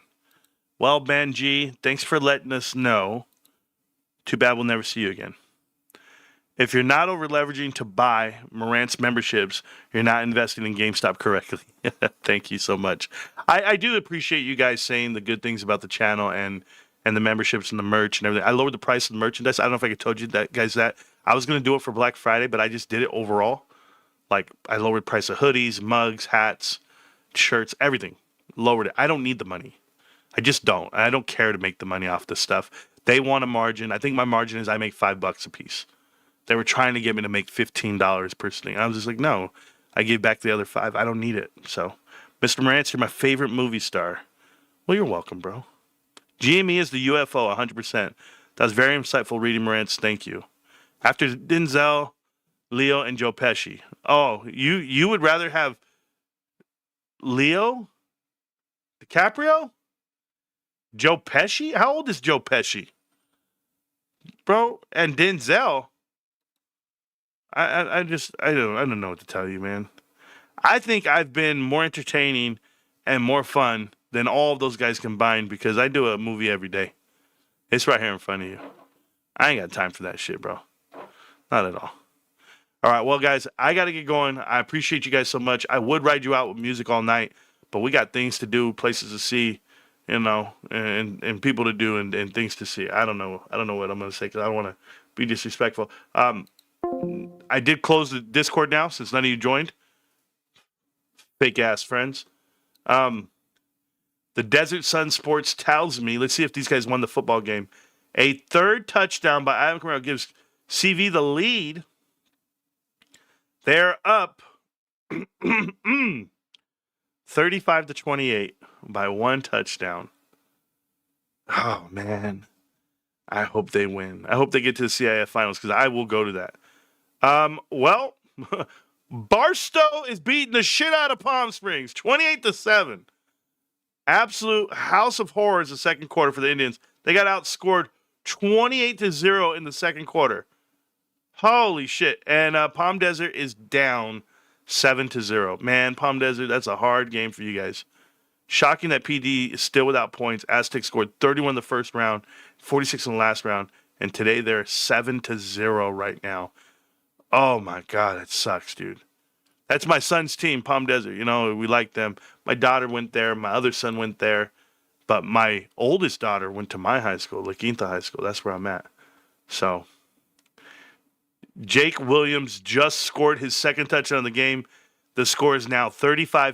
CV is tied. Damn it, man. Right up the street, guys. Right up the street. I need to go watch this game. I don't know. I don't know if there's a showing on live TV or whatever. Don't forget about Lorenzo Llamas. That boy good.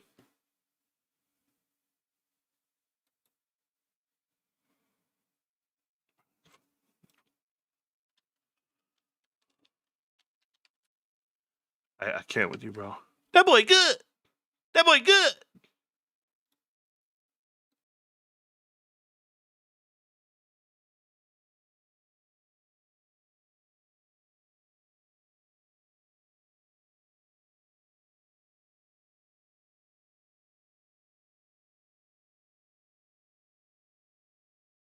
I want you to put your hands together and welcome him to the stage. Big round of applause for Jackson Heights' own Mr. Randy Watson. Yes, Randy Watson. That boy is good. Mm-hmm. Good and terrible. And Reverend Brown. 3 years for the Reverend. This man's been my Reverend since I was a little boy, and I love him dearly. He's a very special man. Reverend Brown. Reverend Brown. It feels so lovely to be here tonight. What a beautiful audience. Give yourselves a round of applause. You're so lovely. Everyone's so lovely. And while you're in the clapping mood, I'd like to give a big round of applause to my band, Sexual Chocolate. Sexual chocolate. They play so fine, don't you agree?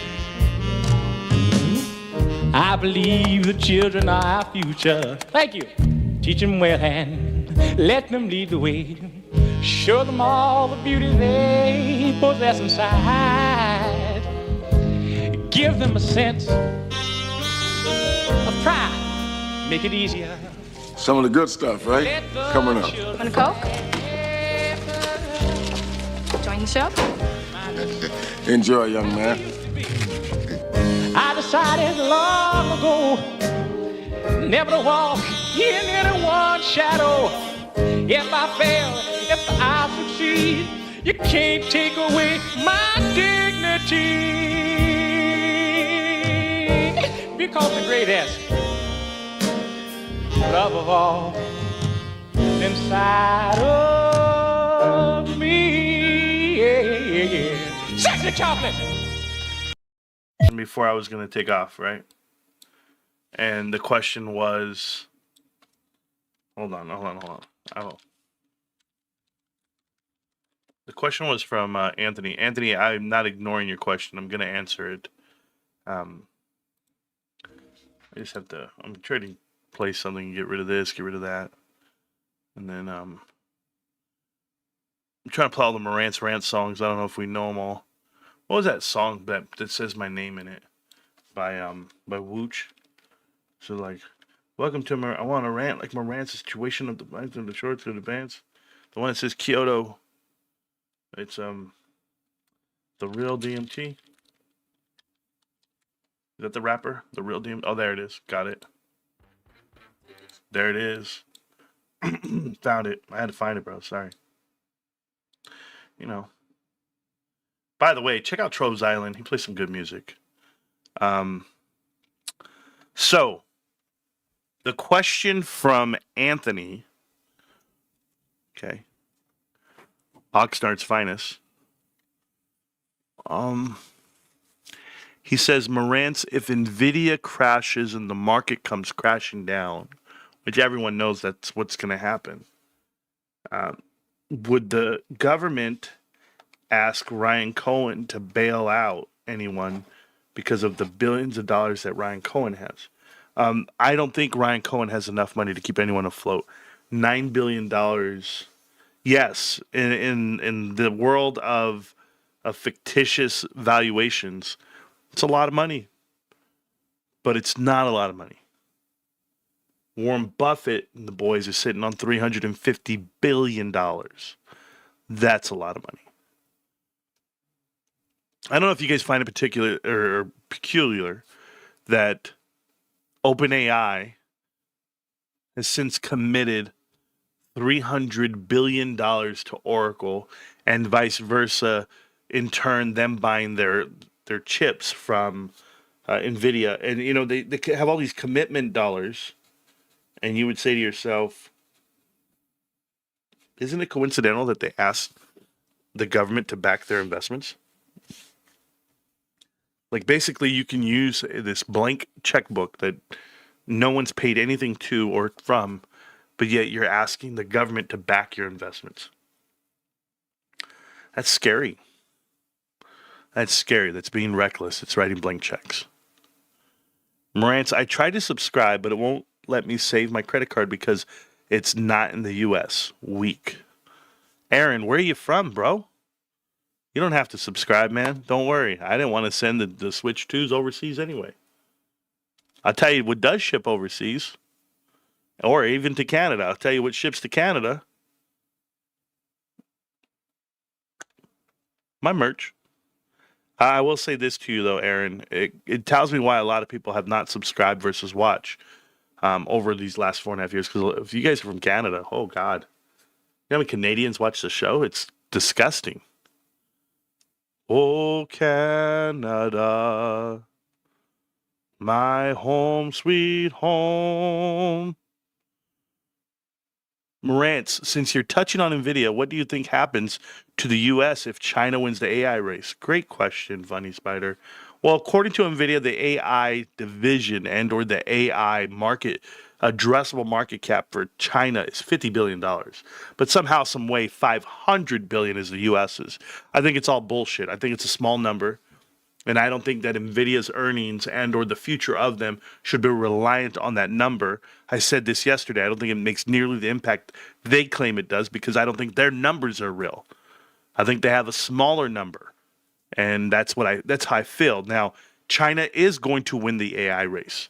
There is no race to be won here in America because, like I've told you in the past, the things I learned from Alibaba are the things that I learned about China and Jack Ma. If you don't know who Jack Ma is, go do your homework.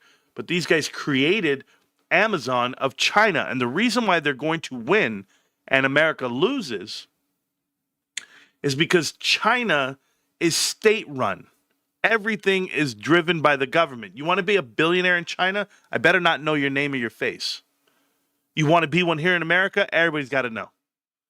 There's a reason why there's concentrated wealth at the top of one person in America. It's disgusting. It's gross. It's overreach.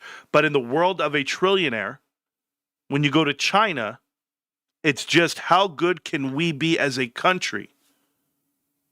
It's a group effect. One of my favorite people I ever worked for, he's from China. The manager at Costco. His name was Bill Shin. I'll tell you his whole name. I don't care. Bill was my manager at one point.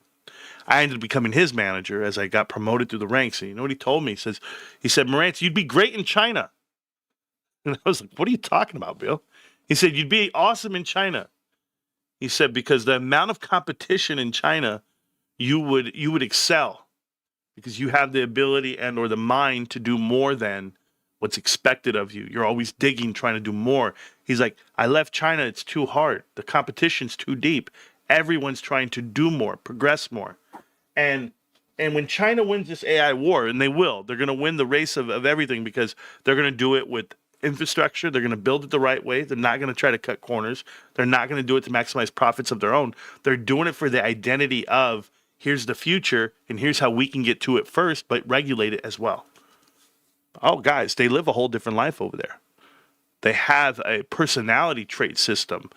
They have, if you don't do this, you can't cross the street. You can't hang out with these certain parties. You can't do, it's like, yeah, it's controlled and it's not right and it's terrible, but that's not what we're talking about. We're not talking about countries that have freedoms versus don't. I'm just telling you, they're going to find a way to do it for less. This is why NVIDIA's losing. If you saw NVIDIA's profit margin, it's coming down. Well, where inventory increases, demand increases, and price comes down, that enters competition, you're done. Even if it's 1%. The writing's on the wall. That means you have nothing left. You don't have the leg up. You're not ahead. You're exposing yourself. Jensen Huang exposes himself. He tells everyone his plan. How they're going to do it, when they're going to do it, why they're going to do it, how many, how much, when, who, what, where, when, how, and why. Everybody wants the senses. Look, listen, feel, and touch. And taste. And that's how he leads his company. Sensationalizing headlines, doing interviews, and putting himself on fire. I'm going to tell you something. Ryan Cohen, GameStop Ryan Cohen, doesn't say anything. One interview, he says, Power Packs is pretty interesting. Could he have said, Power Packs, we're about to expand it to baseball and basketball. Everyone's going to get a shot for the holidays. We're expanding even now. No, he didn't say that. He just said, oh, what do you think? I love our CEO. I love the way he explains things or the lack thereof. I love that he doesn't. He doesn't try to sell you on it. Doesn't have to. This is the factor. These are the marketing dollars that I've talked about. This is what GameStop is. They are a grassroots movement that they are going door to door, content to content, creator to creator, video to video, link to link, click through, impression to impression. They're doing all of it without spending $1. Isn't that phenomenal? I told you guys this. If I'm going to become a baker, I gotta have an oven. I'm going to have 10 ovens. And then I'm going to have 20 bakers. And then I can sell the cake. But I got to get ready. I got to have the people on standby. I've got to have people ready to go. Because when this shit gets popping, people are going to remember us.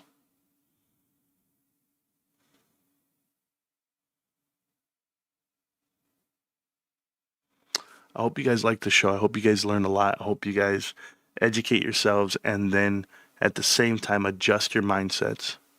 Free your mind, master your money, master your future. You can do it too. My name is Marantz Rants, and I just want to tell you, don't forget to get up and dance. My life is everything. And if you ever want to be like me, well, then you just might be my own worst enemy. I'll see you around, millionaires. Peace.